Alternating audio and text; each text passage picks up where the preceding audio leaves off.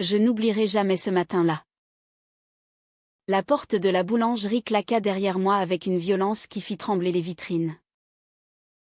Monsieur Duval, mon patron depuis 8 ans, me tendit une enveloppe sans un regard. Anaïs, c'est fini. On ne peut plus te garder. Sa voix était froide, comme la lame d'un couteau glissant sur la croûte d'une baguette. Je sentis mon cœur se figer. Pourquoi, murmurai-je, bien que je connusse déjà la réponse. Il détourna les yeux. Des rumeurs. Des clients se plaignent. Ta vie privée. Ce n'est pas compatible avec l'image de la maison. Ma vie privée. Ces mots me brûlèrent comme de la levure trop chaude. Ma relation avec Alice, cette femme que j'aimais en secret depuis 2 ans, avait filtré. Un baiser volé dans une ruelle près de la Seine, aperçu par une commère du quartier. À Paris, dans ce petit arrondissement où tout le monde se connaît, les ragots se propagent plus vite que l'odeur du pain frais au petit matin. Je quittai la boulangerie les mains vides. Le tablier encore noué autour de la taille. Les larmes ne vinrent pas tout de suite. Seulement une rage sourde, profonde, qui me nouait la gorge. Ce fut Alice qui me trouva, errante sur le pont Saint-Michel, les yeux perdus dans les eaux grises de la Seine. Elle descendit de son vélo, ses cheveux blonds courts ébouriffés par le vent d'automne, et me serra contre elle sans un mot. Je sais, murmura-t-elle enfin. Une collègue m'a appelée. Alice était professeure de littérature dans un lycée du Marais. Une femme élégante de 30 ans, avec ce regard bleu clair qui m'avait fait chavirer lors de notre première rencontre. À une exposition sur les impressionnistes au musée d'Orsay. Nous nous étions aimés en cachette, terrifiés par le jugement. Ma famille, conservatrice, originaire de province, n'aurait pas compris.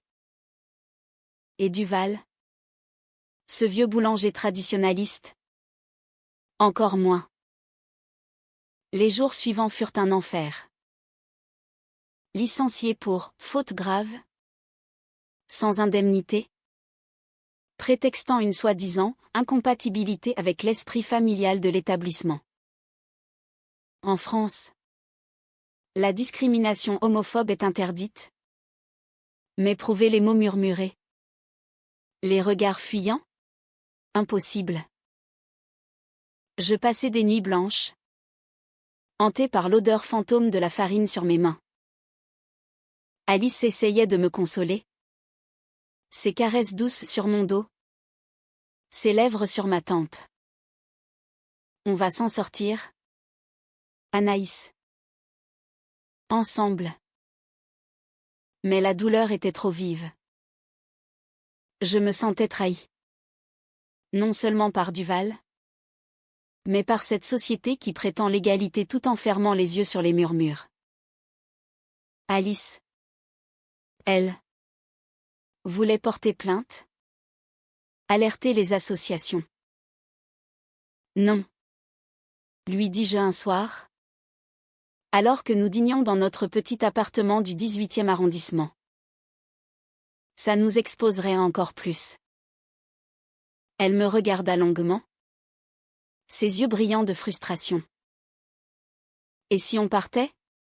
Loin de Paris? Non. Fuir n'était pas dans ma nature. J'avais grandi dans la pâte, les mains dans le levain depuis l'enfance. Apprenti chez Duval à 18 ans. Cette boulangerie, c'était ma vie. Et Alice le savait. Notre amour, né dans l'ombre, grandissait malgré tout. Fait de moments volés, promenades nocturnes le long de la Seine, Dîner aux chandelles où elle me lisait des poèmes de Verlaine. Ses doigts entrelacés aux miens. Pourtant, un secret me rongeait. Avant Alice, il y avait eu une autre femme. Une brève liaison avec Claire, une ancienne collègue, qui avait mal tourné. Claire, jalouse, avait répandu les rumeurs après notre rupture. C'était elle qui avait tout déclenché. Je ne l'avais pas dit à Alice, terrifiée qu'elle me voie comme faible, incapable de protéger notre amour. Les semaines passèrent. Je cherchais du travail, mais dans le milieu de la boulangerie artisanale parisienne, les nouvelles vont vite. Anaïs, la lesbienne de chez Duval, murmurait-il. Je sombrais dans une dépression sournoise, refusant parfois les étreintes d'Alice. Elle souffrait en silence, son amour se muant en inquiétude. Un jour, en passant devant la boulangerie, je vis l'écriteau, à vendre fonds de commerce. Duval prenait sa retraite anticipée, usé par le scandale qu'il avait lui-même provoqué. Mon cœur battit plus fort. Et si l'idée germa lentement, comme une patte qui lève dans l'obscurité. Racheter la boulangerie. Ma boulangerie. Celle où j'avais tout appris. Où j'avais souffert. Mais comment? J'étais sans emploi. Sans économie. Alice, en rentrant ce soir-là, me trouva penchée sur des calculs. Qu'est-ce que tu fais? Demanda-t-elle, posant son sac. Je lui expliquai. Son visage s'illumina, puis s'assombrit. Anaïs, c'est risqué. Et l'argent? Elle avait raison. Mais une détermination farouche m'habitait. J'emprunterai.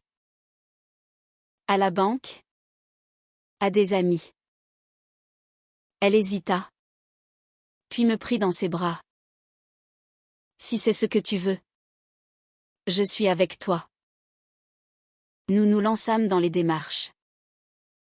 Les nuits devinrent courtes, remplies de dossiers, de rendez-vous. Alice m'accompagnait, sa présence calme apaisant mes angoisses. Pourtant, la tension montait. Un soir, après un refus de prêt, je craquai. Peut-être que Duval avait raison. Peut-être que je ne mérite pas ça. Alice me gifla doucement. Ne dis jamais ça. Tu es forte, Anaïs. Plus forte que quiconque. C'est alors que le secret éclata. Claire, l'ancienne amante, réapparut. Elle vint frapper à notre porte, ivre de remords ou de jalousie. C'est moi qui ai tout dit à Duval, hurla-t-elle dans l'escalier. Alice. Qui ouvrit? Pâlit. Qui est-ce? Demanda-t-elle d'une voix tremblante. Je dus tout avouer. La liaison passée. La trahison de Claire. Alice pleura, blessée par mon silence. Tu ne me faisais pas confiance? Notre premier vrai conflit. Elle partit dormir chez une amie, me laissant seule avec ma culpabilité. Les jours suivants furent atroces. Messages non répondus. Nuit solitaire. J'errais dans Paris, du Sacré-Cœur au quai de Seine, me demandant si notre amour survivrait à cette compréhension. Mais Alice revint. Je t'aime, Anaïs. Malgré tout. Nous nous réconciliâmes dans une étreinte passionnée. plus forte. Ce malentendu nous avait rapprochés, révélant nos faiblesses. Le prêt fut accordé grâce à un dossier solide et à l'aide d'une association LGBT qui soutint mon projet comme symbole de résilience. Le jour de la signature chez le notaire, Duval était là. Vieilli. Amer. Il me reconnut à peine. Vous, balbutia-t-il. Je signai sans un mot. Les mains fermes. La boulangerie était mienne. Les travaux commencèrent. Je la rebaptisai, au levain libre. Un nom qui fit jaser le quartier. Alice m'aida, peignant les murs aux couleurs vives, installant des étagères modernes. Notre amour s'épanouissait dans l'effort partagé. Rire au milieu de la poussière. Mais les conflits ne tardèrent pas. D'anciens clients boycottèrent, murmurant sur « la boulangère anormale ». Les ventes chutèrent. Duval, de loin, ricanait. Et Claire réapparut, menaçant de tout révéler à la presse locale. Une nuit, alors que la pluie martelait les vitrines, Alice et moi nous disputâmes violemment. Et si on fermait? Si c'était trop dur, proposa-t-elle. Épuisée. Je refusai. Bornée. C'est ma revanche, criai-je. Elle pleura. Et nous? Sommes-nous une revanche? Je réalisai alors ma faute. Obsédée par la vengeance, j'avais négligé notre couple. Je la serrai contre moi. Pardonne-moi. Toi d'abord. Toujours. Le haut de la tension vint quand Duval intenta une action en justice, prétextant un vice de forme. Le procès fut douloureux, exposant notre vie privée. Les médias s'emparèrent de l'affaire, la lesbienne qui rachète la boulangerie qui l'a licenciée. Le procès fut un calvaire. Témoignages. Regards accusateurs. Claire témoigna contre moi. Par vengeance. Alice, à mes côtés, tenait ma main sous la table. Courage, murmurait-elle. Mais un témoin surprise changea tout, une ancienne employée de Duval avoua les pressions homophobes qu'il exerçait depuis des années. Le juge trancha en ma faveur. Victoire. La boulangerie reprit vie. Les clients curieux affluèrent, puis les fidèles. Au levain libre devint un symbole. Des associations y organisèrent des événements. Des couples comme nous y venaient. Pourtant, un dernier secret pesait. Alice désirait un enfant. Nous en parlions depuis longtemps, via PMA. Mais avec les dettes, c'était impossible. Attendons, disais-je. Elle souffrait en silence. Un soir, après une journée épuisante, elle explosa. Je veux une famille. Anaïs. Pas seulement du pain et des luttes. Je compris sa douleur. Ma revanche avait un prix, notre avenir. Nous décidâmes ensemble. Réduire les horaires. Économiser. Notre amour, forgé dans l'adversité, devint plus profond. Les mois passèrent. La boulangerie prospéra. Duval vint un jour, humble, acheter une baguette. Félicitations, marmonna-t-il. Je servis sans rancœur.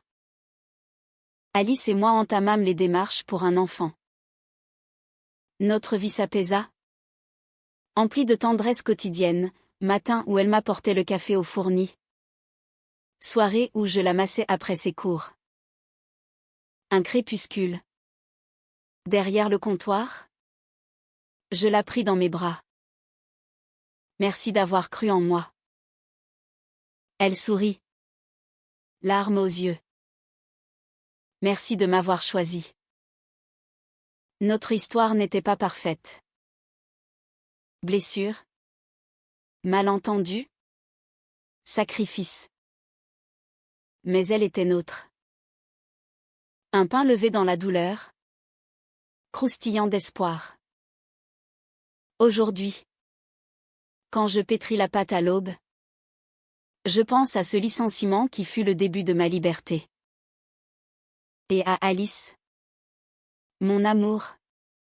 Ma force. Paris nous avait brisés. Puis reconstruite. Plus forte.